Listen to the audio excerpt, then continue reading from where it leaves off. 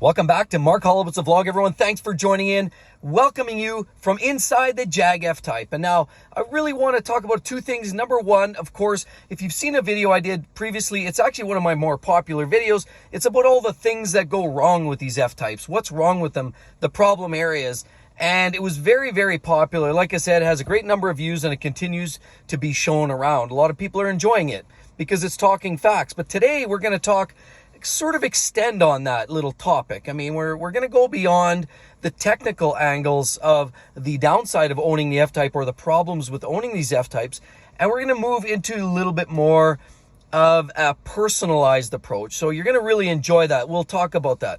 But before we get into that video, I really want to touch on some questions that all of you have had. If a lot of you were watching my video last week, I talked about the spacers. Now, I upgraded the spacers on the F Type. I put on 15 mils on the front, 17 mils on the back. There were some questions along the way. Number one is, where did I buy those spacers? Now, full disclosure, I'm going to tell you where I bought them, but I do not have any kind of an arrangement. I'm not gaining any benefit here.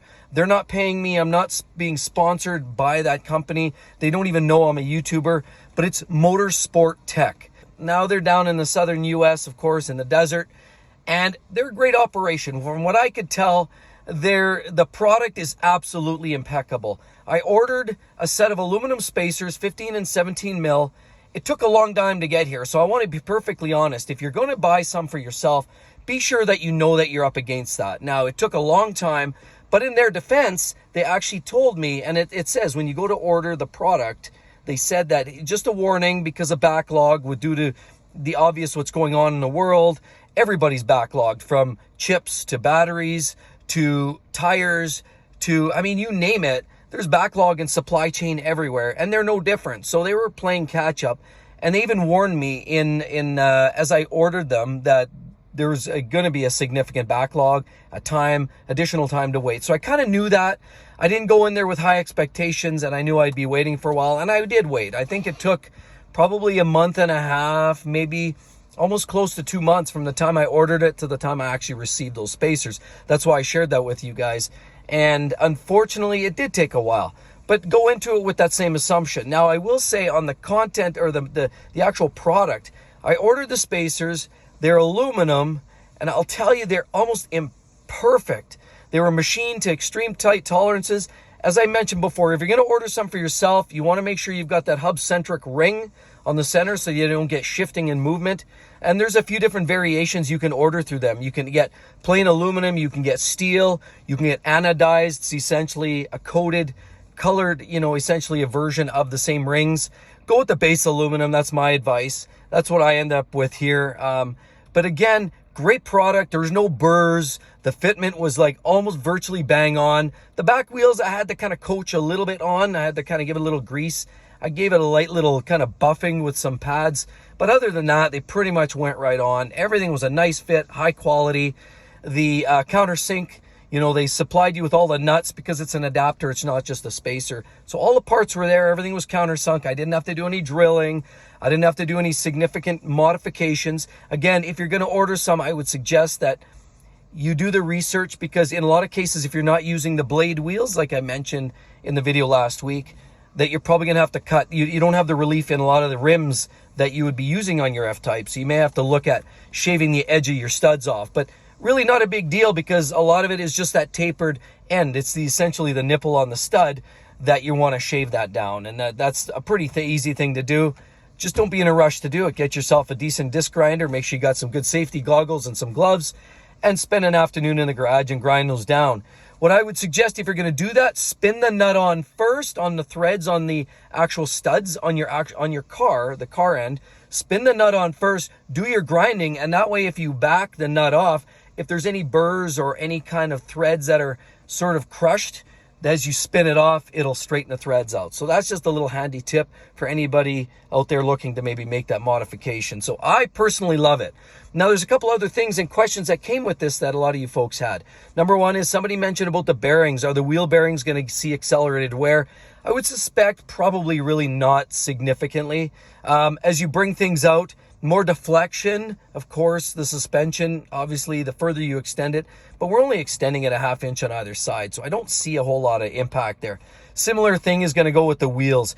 If you're really pushing the car hard on a track, more deflection, the wheels are out further, you may see a marginal change on the inside edge of your tire wear.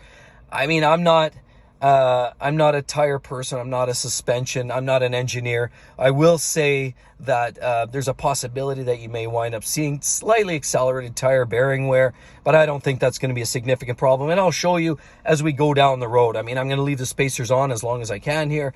And if there's any changes or any problems, I'll be sure to share that with you. But another problem that some of you pointed out was rocks. And let me show you something. All right. Got to have one of those too to brush the dashboard. I always do that. And then, of course, some of the other impact that you guys were talking about could have been possibly issues with rocks shooting at the bodywork. Now, let's walk around here, and I'll show you what I did here to mitigate some of that. Now, first of all, the front wheel, where's your splatter going to be? Look at the contour of this. Rocks typically are going to go past. I don't think you're going to see much along the side. What you will see is possibly down here at the bottom of your rocker here. So I have 3M, and I would advise using 3M, Expel, or some other paint protection film. And I actually have the whole rocker coated, and when they did it, they finished it, they wrapped it around. So I actually have some 3M film that wraps right around, and so this might take a beating, but you know, after 3 or 4 years, you peel that off and put a new strip on there. So the front end's not a problem. Then you circle around. What I did here, you can actually see a film. I actually installed some tinted Expel film here. I cut it on one of those straight cutters, one of those cutting boards, and I was able to get a piece, and I cut them to about 3/8 in width. And then I basically stripped it off and applied it like any other paint protection film, and I ran that up. Then I cut another piece, and I installed some all the way around, and I put some right around there, so that any kind of extra deflection that you get from the wheels coming out, that this is going to be protected. So as you pull the wheel out, obviously there's a chance that you might get a little more stones in some spots.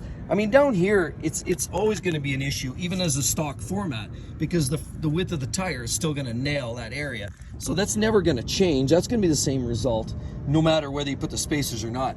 Back here's another story. You've got this plastic guard here. This here is going to protect. Now, if you look down here, the way this angles out, of course, this sort of angles. So there's a chance that you might get some rock spray back here. Now, I haven't coated that. I was thinking of maybe putting a strip in here, or even possibly a small chunk of Expel film on here. Just this last little piece in here. That's a possibility. Haven't done that yet. Okay, so if you decide you want any of these spacers for yourself, I'll be sure to drop the link to this company and down in the comment section below. And hey, if you want a set, great. If you don't, that's fine too. Like I said, I have no financial connection to this. But let's now talk about some of the negatives in owning an F-Type. And it's not just about some of the reliability things that we spoke of, or some of the things that break, or misalignment on the hoods, and all those things that I talked about in the other video. But I just, now that I've owned the car for a while, I can't help but share and look around and talk about some of the things that aren't great about this, and kind of at my own level. Now, first thing, number one, is it ages you. Why does it age you? Well, look, I got some wrinkles going on here. I'm feeling like I'm getting a little older. Why is that? Well, that's because it's not because I'm getting older. It's because I'm too busy grinning like I can't take this smile off my damn face half the time when I'm driving this car. I get behind the wheel, I turn on the dynamic exhaust, I stab the throttle, and all of a sudden I'm a goofy little 7-year-old kid again, and it's all this laughing and cheering, and look at the wrinkles. It actually creates a wrinkle around the eyes because I'm too busy laughing my goddamn ass off because this car is so much freaking fun. So yes, it can age you because you're too busy laughing and chuckling, and it's a whole lot of fun. So that's a negative. It makes you age. Also, look, I've got all this kind of white hair now. So on the aging factor, so you got white hair, not from all the laughing, but now you get white hair because it's a nice car. Let's face it. It's got aluminum panels. They're not a cheap car. So the thing there is you find yourself getting stressed out. So you take the car to a store, or you drive it somewhere and you park it on the side of the road. You're worried about some clown parking too close and possibly dinging it. That's the last thing you want, is a dent repair on an F Type. You don't want that. I don't want that. I don't think anybody wants that. So unfortunately, it's finding parking spots with these cars sometimes can be a little stressful. I do daily drive it. And for those of you who don't, that's fine. It's not so much of an issue. But even for those of you who don't, you want to take the car out for a nice drive, Sunday night, maybe Saturday night, take the wife or girlfriend or what have you out to a restaurant for a night out. You're still going to be stressed out where you're parking it. You don't want to get dinged. I mean, for those nights out, it's nice to have that rusty old Chevy pickup truck. But you know what? You don't want to cruise like that. You want to cruise in style. So unfortunately, it's the stress sometimes of having a car like this or this magnitude. And it does attract people. I find the F Type, doesn't matter where you go. I mean, it's interesting. I was talking to my son the other day about the Lamborghini Gallardo, and every time we go somewhere, when I had the Lambo, people would look, right? You're driving down the road, people are gawking this way, that way. People are always searching and giving you thumbs up, and they're cheering and all of that jazz. But out of that, probably 95% were like, yeah, nice car. But there was about 5% were like, oh, here's another asshole with a Lamborghini, right? And I actually had that comment I was driving down White Ave one day here in Edmonton, and the window was down, and some guy yells out, he says, oh, here's another asshole with a Lamborghini. Everybody's got Lamborghinis, right? So there must have been a bit of an entourage. And this guy, who was probably a little down on his luck, was hollering, kind of bellowing out at people in cars like that. So it attracts both. A lot of positivity, but some negativity. But I'll say with the F Type, it's sort of like, how do you explain it? It's sort of that person that's non-offensive, non-threatening. The F Type, everybody loves it. I have yet to come across one person who either A, hasn't just responded at all, or B, just gives it the thumbs up, like, pointing. I'm driving down the road and you see kids are thumbing it up and waving and grown adults. I'm driving down the freeway and I see people waving, looking over and giving me, nice car, man, nice car. It just has that persona that everybody loves it, and it doesn't seem pretentious like a Lamborghini or a Ferrari does. But yet it has all the style and the looks and the verve. But those are positive things. But again, it's because it attracts all of that attention. When you're parking it somewhere, it's sort of a magnet for people parking next to you. And it's that stress that causes the gray hair.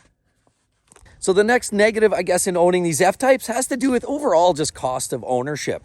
When we talk about the F Type, obviously we've got P0 tires, and I mean, guys often retrofit them out, put something different on there, but it doesn't change the fact if you're putting Z-rated rubber on a car like this of that size and profile, you're going to spend a lot of money on tires, probably more than a lot of, say, BMWs and even Audis, for example. The other thing is, it doesn't matter what you do, even if things don't break and you're at a point where you're just doing standard maintenance, oil services and fluid changes and brakes, because the brakes are fairly large. And even with the steel brakes, which I have right there, because you can tell red calipers. Then there's also the carbon ceramic brakes, which are very, very expensive too.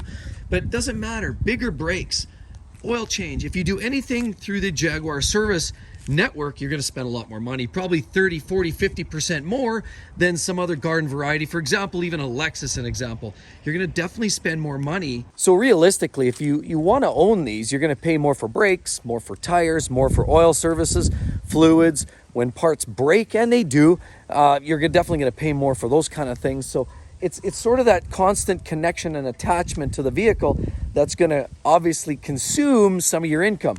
Now, the trade-off, of course, is all positive.